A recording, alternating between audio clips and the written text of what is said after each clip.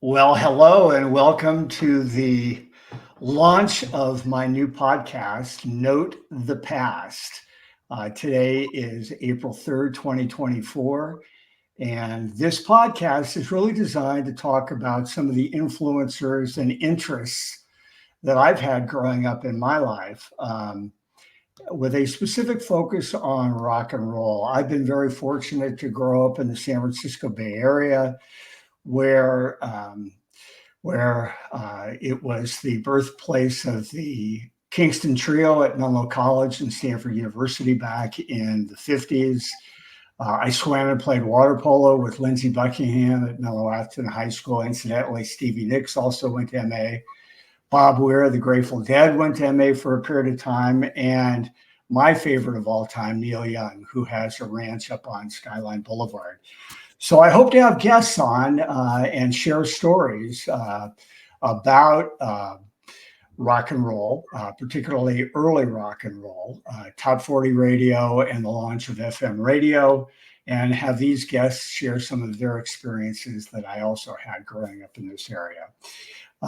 If you like this podcast at all, please be sure to click on the icon, the Note the Past icon in the bottom right-hand corner. I'm so pleased, though, for this inaugural podcast to have my son-in-law, Brad Langford. Brad and I have known each other for more than 25 years when he got married to my oldest daughter, Jessica. And we have talked a ton of rock and roll over the years. He tends to lean a little towards the heavy metal, but we have a number of bands and artists that we have in common, and can't wait to talk with him about one of those today. But first, I'd like to have Brad talk a little bit about his radio experience at Trinity College when he was going to school. Sure. Well, hey, Chris, hey, thanks a lot for having me. Really appreciate it. Yeah, that's the great thing about rock and roll is that there's such a breadth and depth of it that it is easy, if you are a rock fan, to find common ground there. So yeah, which we have lots of it. So when I went to actually Trinity University in San Antonio, when I went there, I had no real designs to be on radio, though I grew up loving radio, always fell asleep to it and listened to it in the car and Houston had a lot of really good disc jockeys when I was growing up. But got to college and, my friend, actually, you spoke about my wedding to your oldest daughter, the guy that was best man in my wedding, Barton Bowers. He went right in first semester freshman year and started DJing at KRTU, or is the name of the radio station. And what Trinity was really unique, I don't know how it's evolved over time at the university level, but the way it at least worked at the time, most colleges, they wouldn't even let communications focused students on any equipment, no on air, no, whether it's video production, being a director, camera person, what have you, until about your junior year. Whereas Trinity just let you on right away from freshman year. And Bart had such a great time doing it that second semester freshman year, I got on. And the format, let's cover quickly. So it was a student-run radio station, community volunteers, and it ran for 20 hours a day. So signed on at 6 a.m. and went off the air at 2 a.m. just because you couldn't find, community volunteers or students to be up, in between 2 a.m. to 6 a.m. to DJ. The format for the most part was classical music that was already predetermined for you, going from 6 a.m. to 8 p.m. Then 8 to 10 was some sort of kind of special show where there was a blues night, that kind of thing. Then 10 to midnight, kind of old school jazz, more mainstream jazz, like maybe from like the 20s to the 50s. Then midnight to 2 was contemporary jazz, kind of 1960s through, the current time, which at that time was late 80s, early 90s. And so I spent a semester doing the classical music piece. and just kind of get used to the equipment and how to cue everything up. And then from there went on to do the jazz stuff, which was a lot of fun. I did it for actually more than 4 years, even a little bit after graduating. I stayed on to volunteer. So yes, it was just a blast being on air and interacting with the community at times, and really learned a lot about jazz, which is another musical passion of mine. So that's a kind of long, short version of my radio career. Well, it's amazing. I've known you so long, and I've never heard so much detail about the format of your radio station. And given the fact that not only jazz but classical music was something you got introduced to early, what a great perspective for you to appreciate. Sort of the beginnings of some music that led into rock and roll as well. Absolutely. And really spawned your interest in a wide variety of music. You tell a great story about your sister's albums under her bed. I always love when you talk about how she introduced you, your sister Lisa introduced you to so much rock and roll.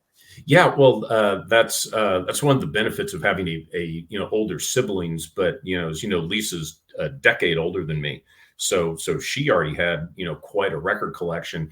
And so I was in, I think, third grade by the time she went off to college, and she didn't take everything with her. So a lot of times she would leave stuff behind. And so it was just having this musical library. So that was, a lot of my earlier influences, Beatles, my favorite band of all time, Rush, Journey, a lot of that kind of, Peter Frampton, Boston, Foreigner, that kind of thing. But love Queen, Pink Floyd, things like that. So I had a lot thrown at me, at an early age. And that's also where I learned to listen to albums. While I liked radio, I got bored with it, kind of hearing the same sort of top 40, what have you. And, the cool thing about vinyl, it's really difficult and kind of not good for your records to get up and skip, like you can, like on iPods or CDs or something like that. Sure. So, so I sat there and I really got to just listen to albums. And that was really, really enlightening for me. But I give Lisa a lot of the credit for really starting me down that path. And given the fact that you were a disc jockey for a period of time, what kind of influence did disc jockeys have at all in your appreciation of music? And did you have any favorite disc jockeys that you would regularly listen to as you were growing up? Yeah, absolutely. I think maybe more indirectly, I kind of analyzed this a little bit later. I think you can tell the difference between a disc jockey who's really into the music. I know you're very passionate about, Southern California radio history, someone like Jim Lads and people like that were just as into it as the musicians almost. I think you can tell versus someone who's just an on-air personality who's just spinning records and keeping you there to listen to ads. There's actually a really interesting documentary I'll recommend to you. It's about KLOL, the main rock radio station in Houston when I was growing up. And it's about the history. It kind of starts at the late 70s and through the 80s, and how it was one of those dominating record stations where they allowed the disc jockeys to play their own music. And that was the same policy that KRTU had as well, with the exception of the classical music. But when it got to jazz, they just let you play whatever you wanted. So that the kind of freedom in that aligned a lot to what the DJs in Houston were doing. Names, you're not going to know them, and probably no one watching this, but Stevens and Pruitt, they're one of the original kind of morning teams. A guy named Moby. I'll point it out to you next time you're in the man cave. I have Moby's autograph up in the garage. So I think it was just sort of the overall kind of personality of KLOL was really big on me. Yeah, I will check that out. Just an interesting fact you've mentioned a couple of times now, the radio station call letters. Mm-hmm. I did some research, and maybe you know this, but the FCC back in the early 20s, when they were focusing on designations for call letters, mm-hmm. they said all stations west of the Mississippi began with a K. All stations east of the Mississippi began with a W. That's why you have W. Okay. INS, for example. Right. And other WABC. So kind of very, very interesting. Yeah, I was very much into disc jockeys, both top 40 radio disc jockeys, as well as the transition into FM, here in San Francisco, and then, as you mentioned, down in Southern California. So, Right. so much common background that we have.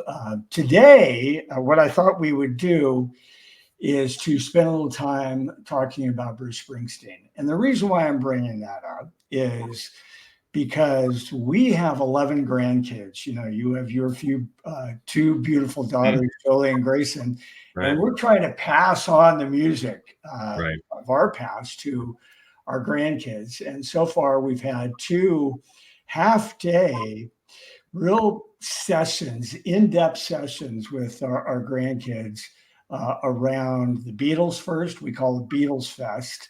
Neil Young first, and we call it Neil Fest, and then the Beatles. Neil Young being my favorite artist, and certainly we both admire tremendously the Beatles.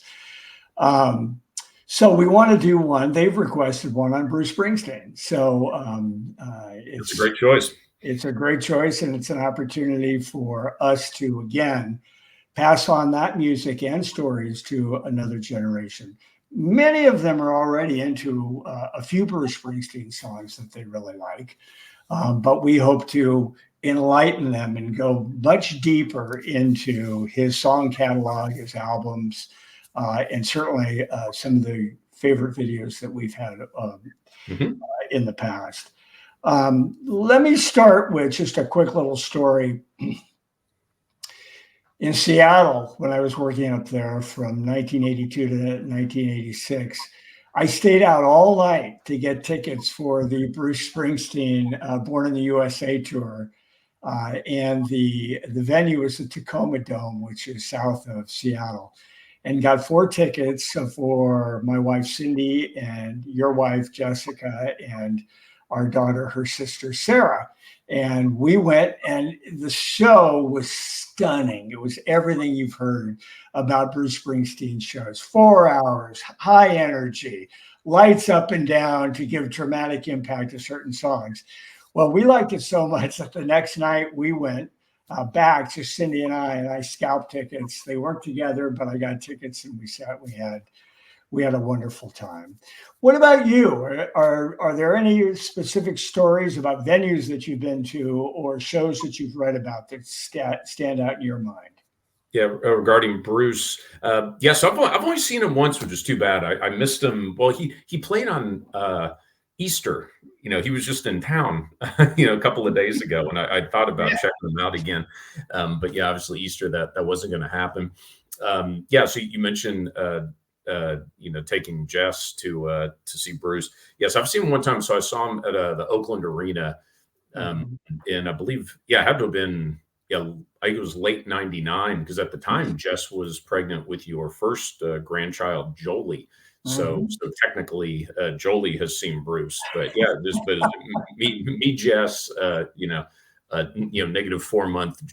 or 5 month Jolie, and my friend Rusty. And it was great seeing the star power in person. I'm a huge fan of how a band or artist will enter the concert.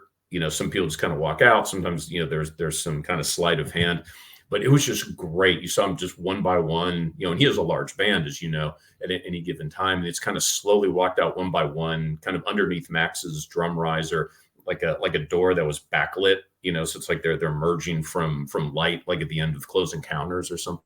Yeah, the aliens walking off the ship. And it's kind of one by one they're walking out. And of course, they get progressively, bigger by the time you get to Nils and little Steven and Max, and the crowd's getting more and more amped. And then there's a little bit of pause, and then you see Bruce's silhouette in the back, and the place just goes ballistic and just loses their mind. And then they come on out, and and then 3 hours later they're finally they're wrapping up. So I'm really glad that I got to see him at least once. I was a little late to the game with Bruce, so it was nice to catch up and see him at some point.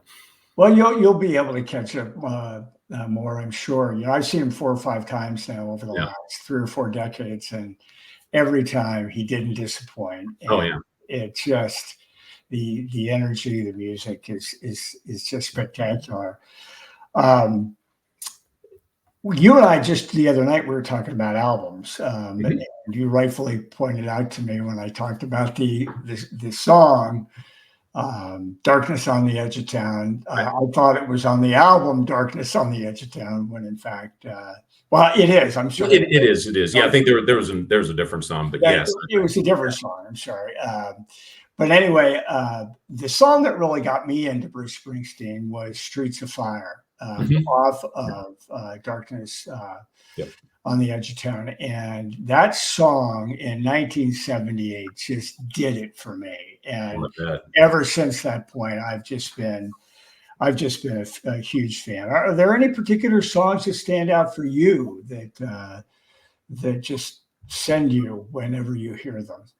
Yeah, there are a couple of them. I tend to, I love that there's very few 1-2 punches, I think, in recorded history than that Born to Run, Darkness, back to back in terms of consecutive albums. Born to Run was my kind of entry point into it. Again, years later, with my friend Rusty. But yeah, I'm a huge fan of 10th Avenue Freeze Out. For some reason, I've just always liked that song. And Night, I really like. I think I have a number of Bruce live bootlegs, probably 20 of them that span that span from like 74 going up through 2019, just before COVID. But man, those shows that start off with Night, it's a great concert opener, and I like that kind of fast Bruce. I guess it's one of the more metalish kind of Bruce songs. Maybe that's why I like it so much. But yeah, I just think I've always thought that was just a dynamite. It's interesting. Going back to his first Greetings from Asbury Park. I mean, your wife Jess this morning was telling me that For You off of that album is her favorite song, and then Lost in the Flood. What a song. Gives me goosebumps just mentioning it, right? Yeah. That was going to be the next one I mentioned. Yeah, Lost in the Flood is just and for such a young artist off his debut to be so fully realized, just first albums. I don't think he gets enough credit for that debut album because he hit such peaks, shortly thereafter.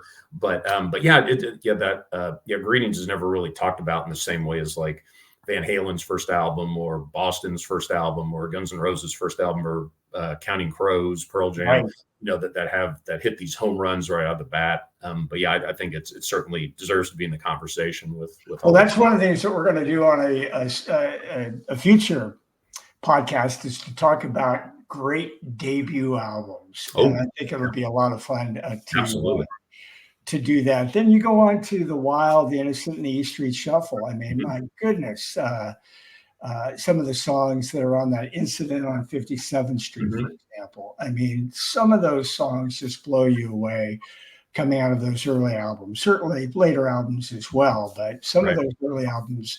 Thunder Road, you've seen us with my girls dancing and singing every word on Thunder Road. It's just... It's magnificent. The other thing you were mentioning, the band coming out, and then certain band members. What's fascinating for me and for a lot of people, but me particularly, since I'm a huge Neil Young fan, is the role Nils Lofgren has played with both of these bands. I mean, Nils played with Neil on his album After the Gold Rush when he was like 19 years old. Neil had asked him to play on that album. And then, that relationship has continued through Tonight's the Night, which was a wonderful Neil Young album. And then more recently, particularly during the COVID years when, they did a lot of barn recording. Right. It was sort of outside and is somewhat, protected from the illness. But then the role he's had with Bruce Springsteen and the E Street Band, how far back does that go? Do you recall? So I believe, you probably know better than I do, but at least my recollection of Nils coming in, and I think why he's kind of lasted so long is one of Bruce's to kind of use a corporate term, trusted advisors, as opposed to just it's merely a guitar player. If I recall, after I believe probably the River tour, because I don't think Bruce toured off Nebraska, but after that River tour, little Steven left to pursue a solo career. So Bruce needed some bench strength in the guitar department, and I believe that's when Nils joined the band, or at least his touring band, starting on the Born in the USA tour, which of course launched Springsteen from an already successful arena artist, to now playing stadiums, multiple nights in arenas. So I think, Nils was there while Bruce really went, global, from a superstar level. And of course, that point in the 80s, being right up there with Madonna and Prince and Michael Jackson and some of those. So he was playing the same buildings as those artists. So so that's when Nils jumped in and never really gave up his spot. And even when little Steven came back, then now he's got two more great guitarists up there. But that was as I associate Nils coming in at that really popular Born in the USA period. Well, absolutely. And before I pick up on Nils, I would be remiss if I didn't remember the song "The River," which is my wife's favorite song. What an album that is! That double album. So many, wonderful songs on that. But back to Nils for a moment. I think it also was related to the time where Steve Van Zandt actually left the band for a while. Yeah, and that created the need. Nils came in, and I think he's done such an exemplary job that, to your point, he's a trusted advisor, and he is a part of the E Street Band. Absolutely. There are two albums, though, that sort of got panned by critics, and that's when he was no longer playing with the E Street Band, and that was Human Touch and Lucky Town in the early 90s. Interesting things about that. Apparently, Roy Bittan was a producer on that album because he brought to Bruce 3 songs. They didn't have any lyrics, but they had music that Bruce, sort of recrafted them, put lyrics to them. And so Roy had a connection with those 2 albums. But also, one of the background singers on those 2 albums was Bobby Hatfield. And Bobby Hatfield, as you may remember, was one of the original members of the Righteous Brothers. Right. From the 50s and 60s. So it was a great connection. And frankly, there are a lot of songs. Better Days on that song, on that Human Touch album. To me, it's a wonderful song. So those 2 albums, he's done some different things. He's departed, as we know, the Ghost of Tom Joad, etc. Nebraska, different kind of music for him. Well, I think that's what's interesting about him. Yeah, I remember that those 2 albums getting panned a little bit. People couldn't really get used to him straying from the E Street Band after what I believe was Tunnel of Love, and rock history, has a kind of a love-hate relationship with double albums. Some are in, vaulted status, stuff like The Wall from Pink Floyd or something like that. But then Exile on Main Street from the Stones. But then others, it's like, there's a little bit of filler if you cut it down to one record. But I respect those albums because it was nice hearing Bruce with a leaner band, and that's nothing against the E Street Band, but sometimes it's nice. I remember he played on SNL during that time period, and it was just like him and like 3 other guys. So it was just like a lean, mean band, and so I think it may have thrown some people, but I thought it was an interesting approach and cool for him to mix it up a little bit. Did you happen to see the video Bruce Springsteen on Broadway? I have not seen that yet. So. I didn't see the video. I've listened to the album, but I haven't watched the video. We should do that together sometime. Absolutely. Just to check that out. Yeah. Secret vacay for sure. Exactly. And then his autobiography, Born to Run. Wow. That was very revelatory, and a number of the challenges that he had in his life. Everybody just thinks of him as a rock and roll superstar, which he is. But behind that, for a lot of people, there can be challenges and demons that they have to face. And certainly Bruce had his own and spoke freely about it, and has spoken freely about it in interviews about some of the things that he worked through as he was growing up, and frankly into his adulthood. So just a fascinating catalog of music, books, albums, songs, interviews. You just can't get enough of it. Right. Yeah, and what I'm really happy about is that he's still making good records, and yeah, he'll never equal that the kind of late 70s, the mid to late 70s run. But I can't think of any artist, especially that goes back that far. McCartney keeps putting out solo records, but he's never going to match that kind of first 5-6 years after the Beatles broke up. But he's still putting out whether it's the Rising, the Wrecking Ball was good. Right. He keeps putting out good records that maybe not classic all the way through, but he's got moments in there. It's like, oh yeah, that's still he's still got it, and he's still creatively, not just going out doing greatest hits tours and all that, but he's trying to push his audience. I saw his set list from San Francisco, and it's like, well, never heard that song. It's like, oh yeah, that's an obscure cut, and it's neat that you go see him, and I think his fans appreciate that and probably even expect it too, and not just hear a greatest hits show. Well, in that regard, he's very similar to Neil and to Bob Dylan. Exactly. Most of, or a lot of Neil, Bob, and Bruce's music, that is iconic, was done in the 70s and the 80s, and into the 90s. But they're still making important music, and they're still out there, and it is impressive to see and to hear. I'm frankly looking forward to going and seeing them again when we get the chance. Yep, absolutely. When you think about getting the grandkids together, and there will be 7 of them, our oldest grandkids, and they've enjoyed Neil Fest and Beatles Fest immensely. Right. We mix it up with various songs that's sort of chronological, and various videos that's chronological as well. Any particular thoughts about must-haves, must-sees during that, and is there a period that we should focus on, given the fact that you only have limited time? Right. I just think the period to focus on would be that early period. So it's you mirror. Do you play songs and videos, or the songs are the videos? The songs are the videos. Okay.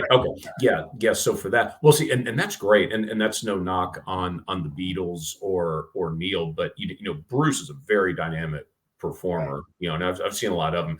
Neil can be hit or miss, kind of based on what kind of mood he's in or what kind of show he's doing. I know he does a lot of acoustic shows, and Beatles weren't really a touring band, like they quit touring halfway through their run. But yeah, with Bruce though, there's a lot of stuff. See, I mean, you got to go with Rosalita at some point. I don't know whether you start with it or end. Start with it. But yeah, you've got to get that. But yeah, and certainly I think there's actually really good. It's from his Born in the USA tour, but it's a video for Born to Run. It's more of a collage of live clips, but it's got that early MTV quick editing kind of style. I think that's a good one to show, because you see him kind of up close. You see these big shots of him in 80,000 seat stadiums, and everybody's bouncing up and down. I think that's a good one. I know he has a video for Atlantic City off the Nebraska album. I'm not even sure if he's in it, but I think that's a great song to play. Yeah, you really can't. Oh, the river. I think he tells that story about the dad wanted to kick him out, and he thought, go to Vietnam would be good for you, and then he was glad that he Independence Day. Yeah, Independence Day was great. And the other one, the video that I love, is Land of Hopes and Dreams, live in New York. Right. It's one of the best. Yeah. And, so you'll have a lot to choose from, and you can even go later in his career. Oh, that's another one, and I'll try to find the right angle for you. When Bruce went on tour after Clarence Clemens passed away, during 10th Avenue Freeze Out. I'm forgetting the lyric, but he says, and the big man joined the band, and then boom, and then everybody stops, and then for like 2-3 minutes up on the screen, they to whoever's in the arena, they show Clemens clips and all that, and the place is just silent. Then it kicks back in, and it's wonderful. So yeah, you got to find a good video where you can see him, and as well as the videos. I think that's a must play for a 10th Avenue Freeze Out. Yeah, I think that's similar to, remember when Paul McCartney pulled John's solo in from the rooftop concert during one of his concerts. Right, right. It was terrific. But yeah, those are great. Yeah, and it is, as you recall from Beatles Fest, the kids will sort of rank their videos when they watch them and give comments. And it's fun to hear the younger generation give their perspective on a song, and many times they're sort of unique, interesting perspectives. So, oh sure, yeah, so yeah. I think that's going to be a lot of fun. What else on Bruce? Anything else that we haven't covered that you think would be interesting to cover? For the Bruce Fest? Yeah. Do you have, actually, I should know this about you, because I said, yeah, well, I'm coming up on about 30 years of knowing you pretty soon. Do you have either one, the famous Newsweek Time covers from the mid 70s, where he was on both magazines same week? I think I have one. Okay. I have one of them. But I've also got some of the old paper Rolling Stone magazines. Nice. Remember those? Yeah. And where that's right. He's on a few of those. So so I think that'll be cool. One other thing that some people may not know, but for a period of time, his mom and dad lived right here in San Mateo, California. Right. And that brought Bruce out to the West Coast frequently. Mm-hmm. And it was great. As you recall, he played 2 or 3 times in Neil Young's Bridge School concert. And it was simply fantastic, because it was mostly acoustic, although some of the artists, amped up a little bit with their acoustic guitars. Right. And it was pretty wild, but he is remarkable. And I think that this is going to be the next great foray into old rock and roll, to get these kids fully steeped in rock and roll history that you and I and the older girls have talked about for so many years. Yeah, absolutely. No, it's a great thing you're doing. I think it's how lucky for them, and whether they get it now, because I didn't really get into Bruce until got probably my early to mid 20s almost. I was a little late to it.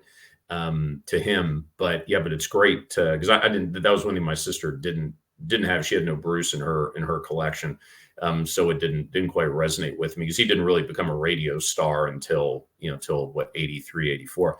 Right. So it's a great thing you're doing, getting people in, getting the kids into it now, and what a treat for them. Well, you're going to come. You're going to be there as well. Because absolutely. Yeah, I got to see this one for sure. You're a fixture. You're a fixture of it now. Well, Bradley, this has been great.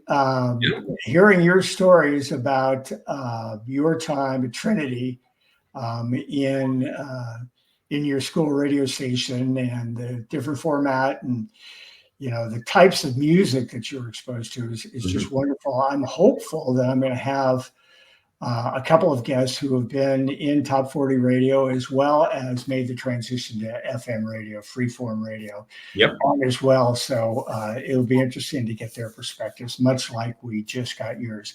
Again, if any of you who are watching this like this at all, if you could click on the Note the Past icon in the bottom right-hand corner, it will help us build up a few subscribers.